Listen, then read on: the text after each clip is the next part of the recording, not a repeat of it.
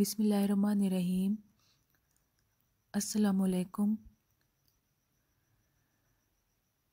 Dear students, आज हम अपनी वेब प्रोग्रामिंग का चैप्टर नंबर 18 स्टार्ट करने जा रहे हैं, जो कि ASP के ऑब्जेक्ट्स से रिलेटेड है। ASP के डिफरेंट ऑब्जेक्ट्स हम अपनी ASP प्रोग्रामिंग में यूज़ करते हैं, और जितनी भी ASP की प्रोग्रामिंग होती है वो इसके ऑब्जेक्ट्स के थ्रू होती है। 5 मेन ऑब्जेक्ट्स हैं जो थ्रू आउट द ASP हम यूज़ करते हैं। सबसे पहले है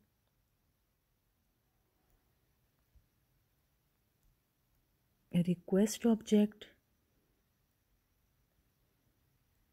उसके बाद है रिस्पॉन्स ऑब्जेक्ट, उसके बाद है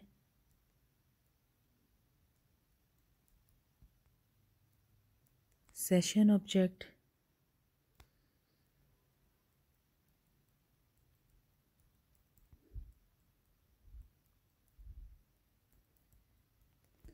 उसके बाद एप्लीकेशन ऑब्जेक्ट, और लास्ट वन है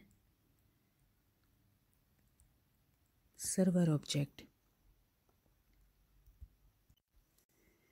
तो इन ऑब्जेक्ट्स को डिटेल में जानने से पहले हम देखते हैं कि क्लाइंट सर्वर कम्युनिकेशन क्या होती है। The client and server communicate with each other using HTTP protocol. जब भी हम कोई वेब पेज ओपन करते हैं तो उसके बिहाइंड जो हमारी रिक्वेस्ट जा रही होती है वो कौन से प्रोटोकॉल के थ्रू जा रही होती है। HTTP प्रोटोकॉल यानी hyper text transfer protocol use हो रहा होता है उसके बिहाइंड। और सर्वर जब रिक्वेस्ट को फुलफ़िल करके इंफॉर्मेशन दोबारा हमें दे रहा होता है वेब पेज जिसकी हमने रिक्वेस्ट की थी, तो उसके बिहाइंड भी HTTP प्रोटोकॉल का यूज़ हो रहा होता है। सेकंड ये कि when the browser on client computer opens a web page, it actually establishes a connection with the server on which the web page is stored। कि जो भी हम रिक्वेस्ट करते हैं कोई वेब पेज देखने के लिए, तो हम एज ए क्लाइंट डील कर रहे होते हैं और हम उस वक्त सर्वर के साथ एक कनेक्शन स्टैब्लिश कर रहे होते हैं। The client sends a request to the server, the server processes the request and sends the required web page to the client. This communication consists of different requests and responses। Client request करता है, server response देता है, फिर client request करता है कोई और page उसका देखना चाहेगा वेबसाइट का, तो सर्वर जो है वो पेज क्लाइंट को दिखाएगा, रिस्पॉन्स देगा।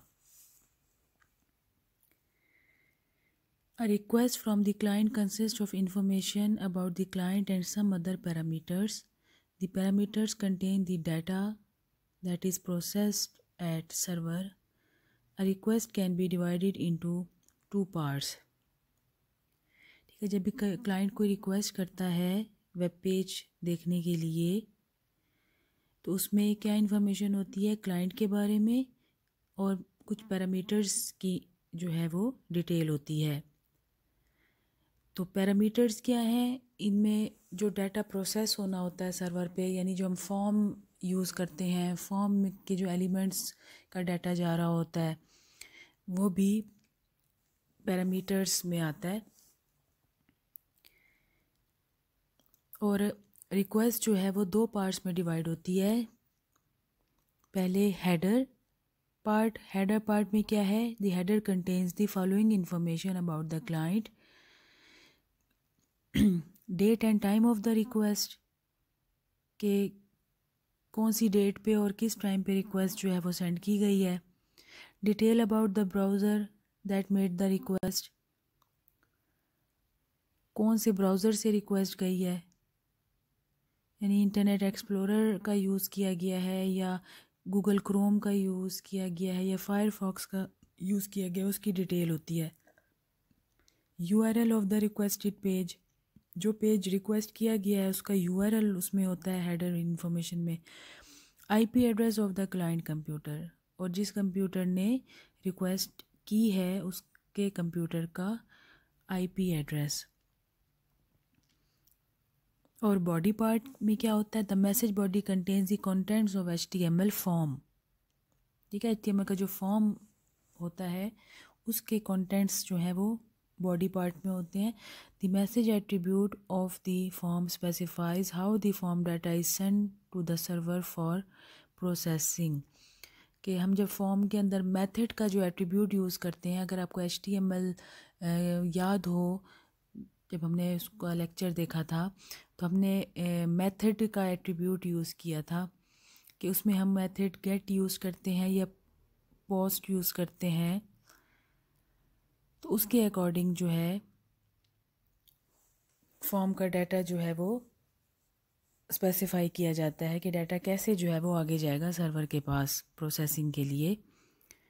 द बॉडी ऑफ मैसेज में also contain some other data such as word document, यानी अगर कोई फाइल अपलोड की गई है जैसा कि, तो वो भी इसमें आ सकती है बॉडी में। Active server pages uses two built-in objects called request and response that refer to the request of the client and response of the server. ASP के ये दो मेन ऑब्जेक्ट्स, इनको अब हम डिटेल में देखते हैं। सबसे पहले है रिक्वेस्ट ऑब्जेक्ट। रिक्वेस्ट जैसा कि नाम से जाहिर है कि क्लाइंट ने जो भी इंफॉर्मेशन देखने के लिए रिक्वेस्ट की है, तो उस रिक्वेस्ट की जो इंफॉर्मेशन है उसको हासिल करने के लिए हम रिक्वेस्ट ऑब्जेक्ट यूज़ करते हैं। The request object is use to retrieve the information sent in the request from client to the server. Request में जो भी इंफॉर्मेशन सेंड की गई है उसको हम रिक्वेस्ट ऑब्जेक्ट का यूज़ करते हुए रिट्रीव करते हैं, गेट करते हैं। It reads the information when submit button is clicked. जब आपने HTML में बटन्स का यूज़ किया था, उनमें आपने दो मेन बटन यूज़ किए थे, सबमिट और रीसेट। रीसेट बटन तो आपके फील्ड्स को ब्लैंक कर देता है, दोबारा से आप उसमें फिर इंफॉर्मेशन देते हैं। सबमिट बटन में इंफॉर्मेशन आगे जाती है। तो रिक्वेस्ट ऑब्जेक्ट मेन जो है वो क्या टास्क परफॉर्म करता है कि it get data from HTML form using post and get method.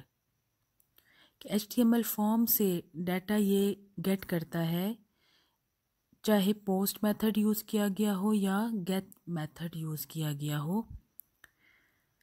इसके अलावा जो कुकी वैल्यूज़ होती हैं उनको भी रीड राइट करने का काम हम रिक्वेस्ट ऑब्जेक्ट के थ्रू करवाते हैं।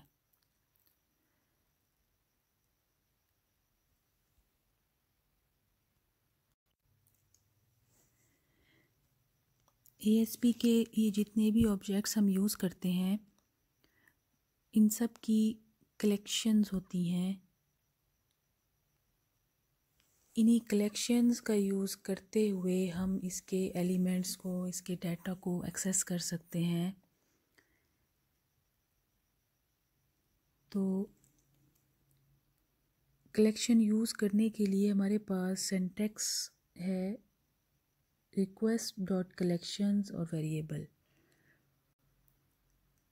आप डॉट कलेक्शन ना भी लिखें तो इस तरह से हम डायरेक्ट रिक्वेस्ट ऑब्जेक्ट और वेरिएबल जो भी हम दे रहे हैं उसको लिख सकते हैं। Some important collections of request object are as follows. सबसे पहले जो हमारे पास कलेक्शन है वो है क्लाइंट सर्टिफिकेट। तो पहले तो आपको ये पता हो कि क्लाइंट सर्टिफिकेट्स क्या होते हैं। क्लाइंट सर्टिफिकेट एक तरह का डिजिटल सर्टिफिकेट है जो कि क्लाइंट सिस्टम्स यूज़ करते हैं to make authenticated request to a remote server. यानी कि जो उनकी जो रिक्वेस्ट जा रही है वो एक अथेंटिकेटेड क्लाइंट की तरफ से अथेंटिकेटेड यूज़र की तरफ से जा रही है।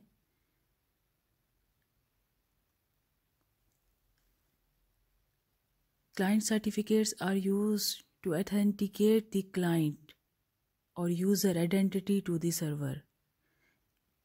यानी कि जो यूज़र जो रिक्वेस्ट दे रहा है वो एक हम कह सकते हैं कि अथेंटिकेटेड यूज़र है।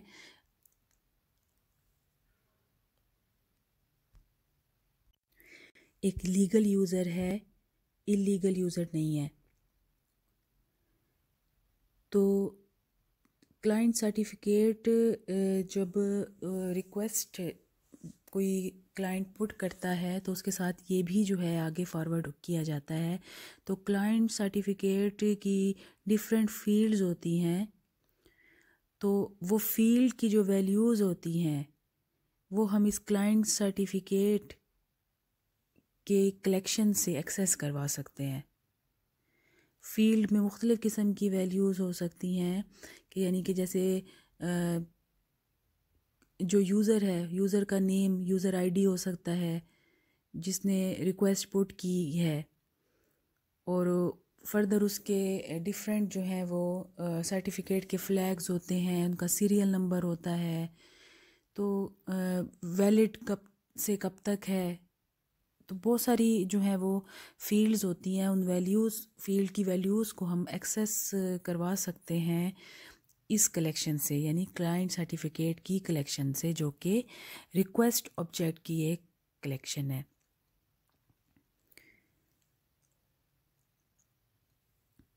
The server should be configured to request client certificates before this collection is used।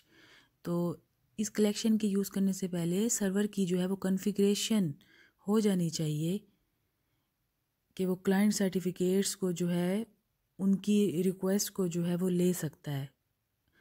अगर उसकी कॉन्फ़िगरेशन नहीं हुई हुई होगी यानी उसकी सेटिंग नहीं हुई हुई होगी पहले से सर्वर की, तो क्लाइंट सर्टिफिकेट के ये जो हम कलेक्शन यूज़ कर रहे हैं ये सर्वर के लिए अंडरस्टैंडेबल नहीं होगी, तो यूज़लेस होगी वो उसके लिए। तो इसलिए पहले सर्वर की सेटिंग जो है वो कर देनी चाहिए इस कलेक्शन के यूज़ करने से पहले।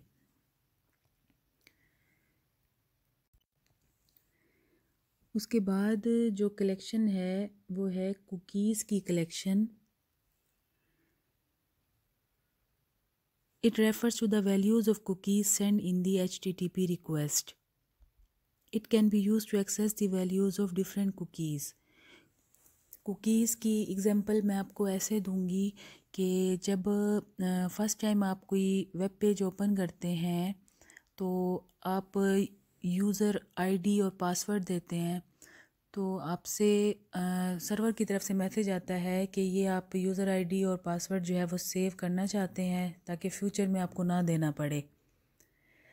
तो ये बेसिकली ये कुकी वैल्यूज़ होती हैं, कुकी स्टोर हो रही होती है, एक फ़ाइल होती है जो कि आपके ब्राउज़र के अंदर, यानी ब्राउज़र की इंफॉर्मेशन जो है हार्ड डिस्क के अंदर स्टोर हो रही होती है। और नेक्स्ट टाइम जब भी आप लॉगिन होते हैं उसी सर्वर के ऊपर तो आपकी वो फ़ाइल दोबारा से जो है वो लोड हो जाती है और आपको दोबारा वो इंफॉर्मेशन देने की ज़रूरत नहीं पड़ती। तो जो भी कुकी वैल्यूज़ होती हैं जो कि क्लाइंट के ब्राउज़र के अंदर जो है वो स्टोर हुई हुई हैं, तो हम वो कुकी की वैल्यूज़ जो हैं वो रिट्रीव कर सकते हैं कुकी कलेक्शन का यूज़ करते हुए। ठीक है, समझ आई ये बात? तो जो कुकी की वैल्यूज़ होती हैं वो हम कुकी कलेक्शन का यूज़ करते हुए एक्सेस कर सकते हैं, रिट्रीव कर सकते हैं।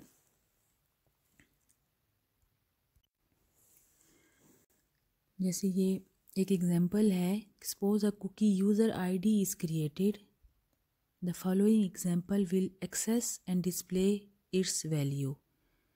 कि ये नीचे जो ये दो लाइनें जो ये दिखाई गई हैं, पहली लाइन ये क्या कर रही है कि एक यूज़र आईडी अगर क्रिएट हुई थी तो यहाँ पे वेरिएबल की जगह पे हम यूज़र आईडी देंगे। रिक्वेस्ट डॉट कुकीज़ की कलेक्शन के अंदर वेरिएबल जो है वो हम यूज़र आईडी देंगे और यूज़र आईडी की जो भी वैल्यू यूज़र की स्पेसिफ़िक यूज़र की जो भी अंदर स्टोर हुई थी वो हम इसके वेरिएबल में स्टोर करवा रहे हैं और फिर आगे इस वेरिएबल की वैल्यू को डिस्प्ले करा रहे हैं। ये जब आप रिस्पॉन्स ऑब्जेक्ट पढ़ेंगे तो फिर आप देखेंगे कि आप जो है वो डिस्प्ले करवाने के लिए आप उसका जो है वो राइट मेथड यूज़ करते हैं। तो ये एक सिंपल सी एग्जांपल है कुकी की वैल्यू को एक्सेस करा के किसी वेरिएबल में स्टोर करवाना और फिर वेरिएबल की वैल्यू को डिस्प्ले करवा देना।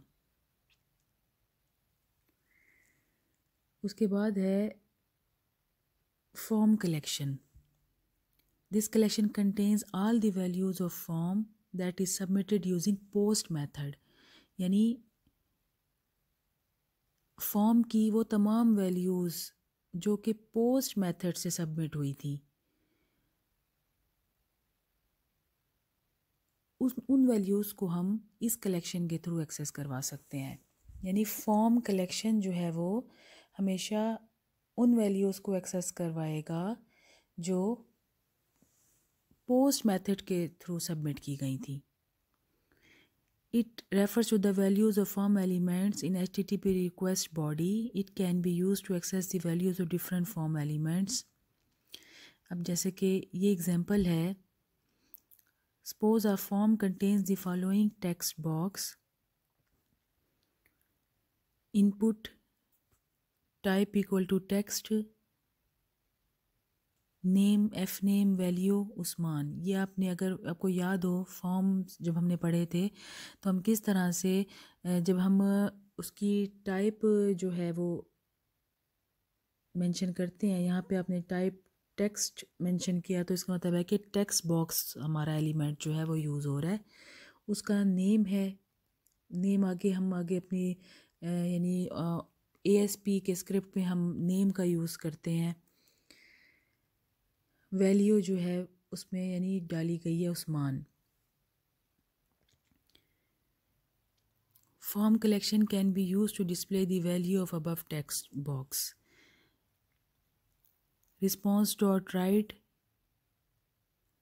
यहाँ पे आप देखें रिक्वेस्ट डॉट फॉर्म यानी फॉर्म कलेक्शन, ये मेन जो हम यूज़ कर रहे हैं अभी जो हम पढ़ रहे हैं फॉर्म कलेक्शन के बारे में। तो रिक्वेस्ट ऑब्जेक्ट के फॉर्म कलेक्शन और अंदर हम उसका जो है वो नेम दे रहे हैं। तो ये नेम की जो वैल्यू होगी वो हम यहाँ पे देख सकते हैं, उसकी वैल्यू यानी उस्मान जो है वो डिस्प्ले हो जाएगी।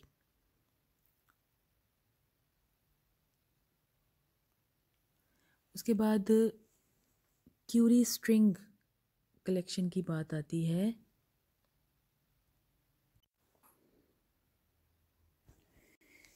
It refers to the values of variables in the HTTP query string. It can be used to access the values of query string variables. Query string क्या है कि जो आप URL के ऊपर जो आप इंफॉर्मेशन देख रहे होते हैं,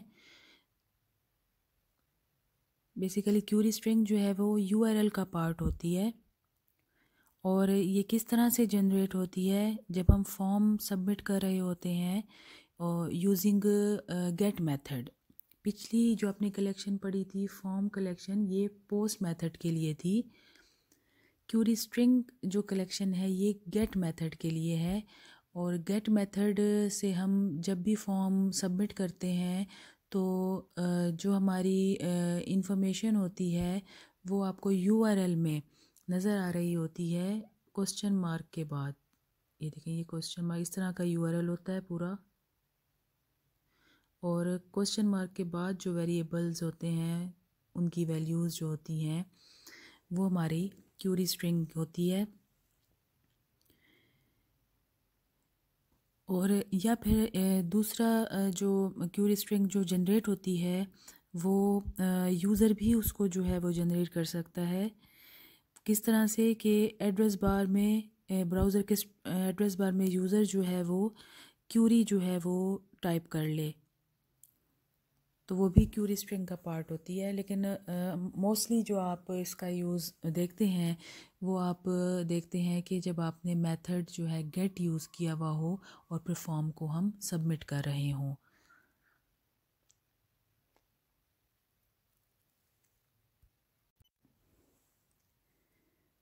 तो अगर आप ये एग्जांपल देखें, query string collection can be used to access the above values as follows: response dot write name equal to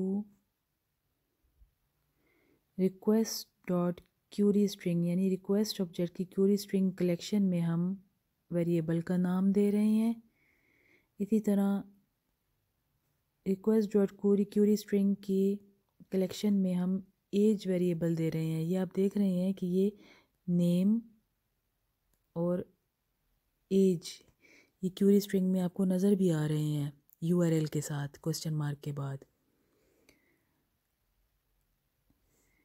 तो इन्हीं की वैल्यूज़, यानी नेम की वैल्यू क्या है उस्मान और एज की वैल्यू क्या है 16, ये आप रिस्पॉन्स डॉट राइट के मेथड से आप डिस्प्ले करवा सकते हैं, देख सकते हैं। अगर आप कोई वेरिएबल नेम मेंशन नहीं करते, सिर्फ इतना लिख देते हैं, जैसे for example Curie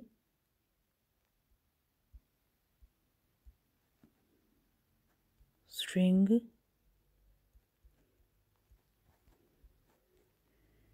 is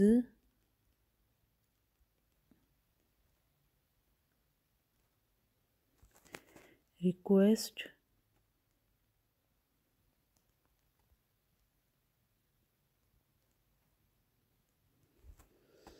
dot query string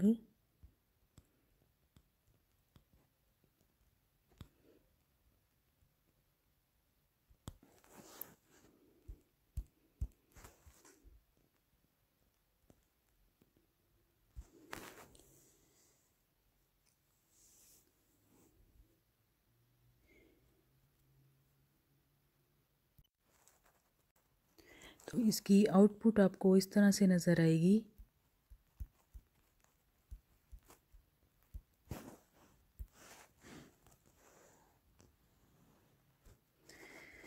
Curie string is, ये मैंने लिखा था, ये एज इट इज़ आ जाएगा।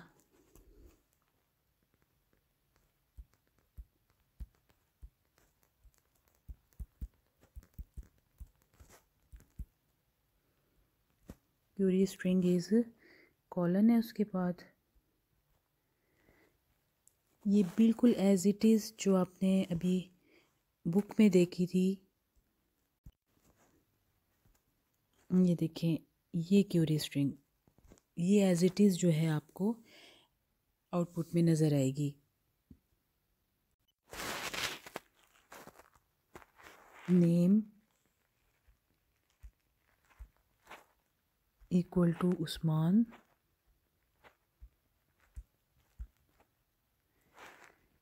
And age equal to 16।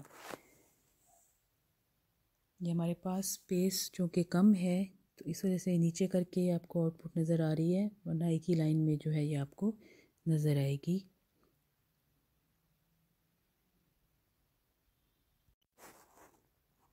बिल्कुल इस तरह से।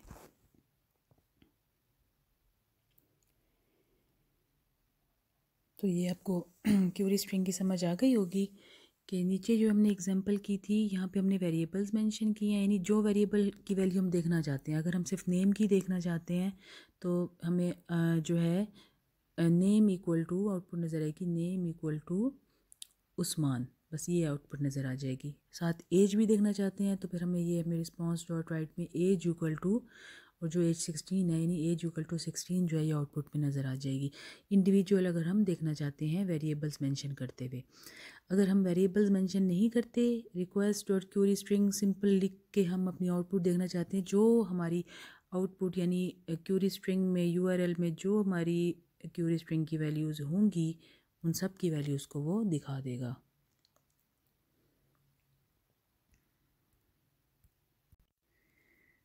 तो ये क्यूरी स्ट्रिंग कलेक्शन के बारे में हमने देखा। तो एक चीज़ यहाँ पे मेंशन कर दूँ कि क्यूरी स्ट्रिंग जो कलेक्शन है ये लार्ज डाटा के साथ काम नहीं कर सकती, क्योंकि बहुत ज़्यादा डाटा जो है वह यूआरएल में डिस्प्ले करना जो है डिस्प्ले होना पॉसिबल नहीं है। तो थोड़ा सा डाटा उसके लिए तो ठीक है, लार्ज डाटा के लिए हमारे पास जो पोस्ट मेथड है वही बेहतर और सिक्योर मेथड है। गेट मेथड सिक्योर नहीं है, क्योंकि जो भी यूज़र ने वैल्यू दी होगी वो क्यूरी स्ट्रिंग में यूआरएल के साथ नज़र आ रही होती है। तो इसलिए अगर आपसे कोई क्वेश्चन भी पूछा जाए कि दोनों मेथड्स में से सिक्योर मेथड कौन सा है, तो आप क्या कहेंगे? पोस्ट मेथड, ना कि गेट मेथड।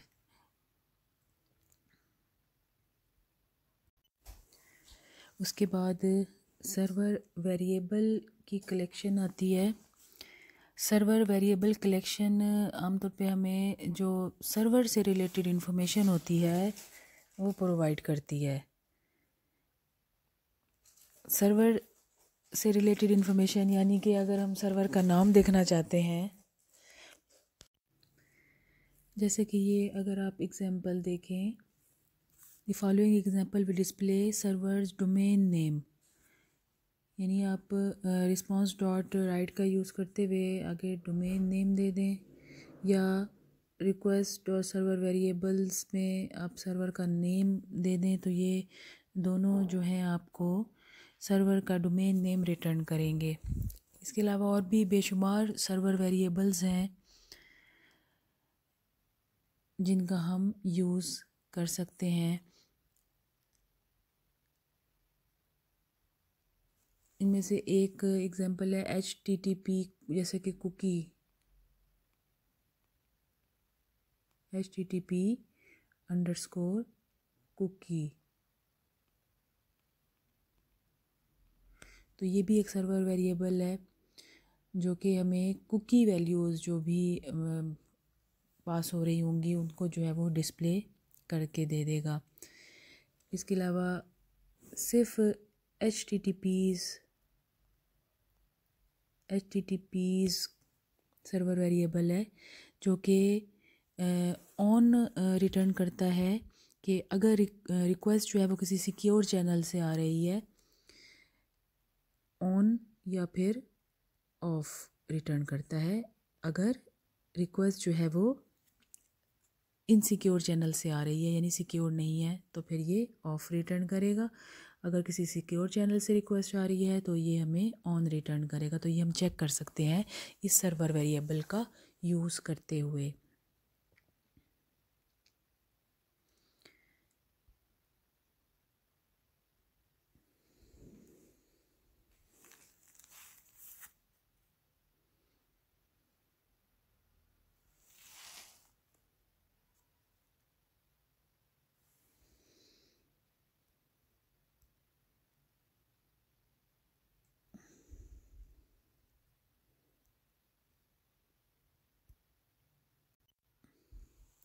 अब बात आती है रिक्वेस्ट ऑब्जेक्ट की प्रॉपर्टीज़ और मेथड्स की। तो एक ही प्रॉपर्टी है जो कि रिक्वेस्ट ऑब्जेक्ट यूज़ करता है, ये प्रॉपर्टी है टोटल बाइट्स की।